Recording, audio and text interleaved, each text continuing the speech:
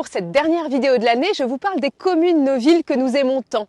Au 1er janvier 2023, 5 communes de France ont changé de nom et pas moins de 3000 depuis la Révolution française qui ont connu des évolutions dans leur dénomination.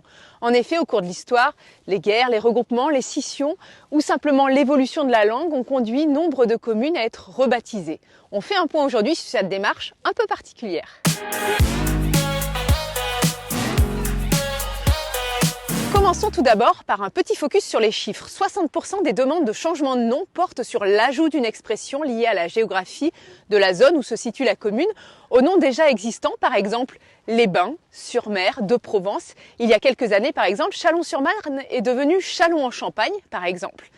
30% des demandes portent sur une rectification orthographique de leur nom officiel, comme la commune de Cran-Chambon, qui se voit ajouter un trait d'union entre Cran et Chambon.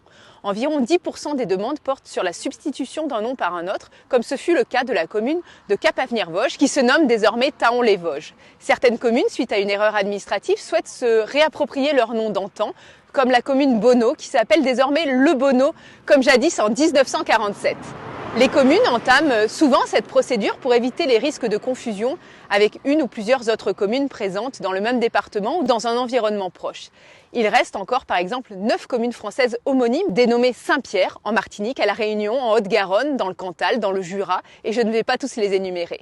La demande peut également être faite pour rétablir une dénomination historique ou en cas de fusion de deux territoires. Les communes doivent suivre un certain nombre de démarches pour changer de nom. Il revient en premier lieu au conseil municipal de la commune de s'accorder sur le changement de nom souhaité et de l'approuver par une délibération. La commune adresse ensuite sa demande au préfet de département. Elle peut joindre tout document qu'elle juge utile pour étayer sa demande. Le préfet doit ensuite recueillir l'avis motivé du directeur départemental des archives ainsi que l'avis du conseil départemental formalisé au travers d'une délibération. Enfin, il transmet l'ensemble du dossier accompagné de son avis au ministère de l'Intérieur et des Outre-mer qui examine les demandes 2 fois par an. Lorsqu'une demande est acceptée, l'officialisation du nouveau nom est actée par un décret publié au Journal officiel de la République française. Tout décret portant changement de nom entre en vigueur le 1er janvier de l'année qui suit l'acceptation de la demande. Les demandes ne sont pas toujours acceptées. Si elle est purement basée sur des considérations d'ordre touristique ou économique, le changement de nom sera rejeté. Dernière information pour être incollable lors de votre prochain quiz de culture générale, tous les noms officiels de communes figurent dans le code officiel géographique tenu par l'INSEE, l'Institut national de la statistique et des études économiques. Voilà, je crois que vous savez tout sur ce sujet, un peu technique mais passionnant.